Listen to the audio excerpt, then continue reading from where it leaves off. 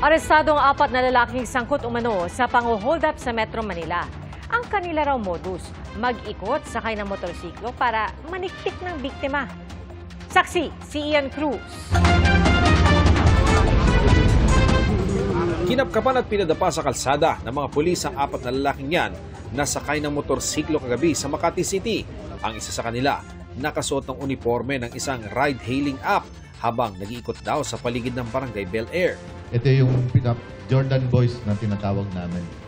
Base sa profile, sila yung mga grupo na nakikilala dahil sa common na pagsusuot ng Jordan na sapatos.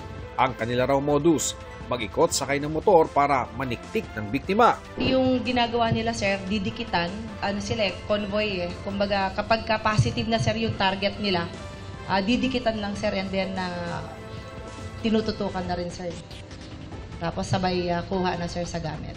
Na-recover mula sa mga suspect ang isang granada, isang paltik na baril na may 4 na bala at isang pellet toy gun. Nakuha rin sa kanila ang vest ng iba pang ride-hailing app at mga damit na umano'y pamalit nila matapos makapambiktima. Yung granada sa inyo ba yun? Hindi po sa amin yun, sir. Hindi sa inyo? Opo, lahat po hindi po sa amin. Pero inaamin mo ba na nang-hold up kayo? Hindi po, sir. Wala naman po kami ginagawa, sir. Nakikahit lang po ako dahil kagagipitan na rin po na napasama rin po ako sa nakakapag-drive po ako, sir. Ayon sa mga pulis ng bibiktima ang mga suspect hindi lang dito sa Makati, dumadayo din sila sa Malate sa Maynila at nang bibiktima rin sa BGC sa Taguig. Naharap sa patong-patong na reklamo ang mga suspect na ayon sa pulisya ay dati na rin nasampahan ng mga reklamong theft at robbery. With the arrest of these 4, we are convinced na talagang yung may mga previous pang ginawa rito, yung mga unsolved, unidentified suspects natin ng robbery at saka snatching is malamang. Sila yung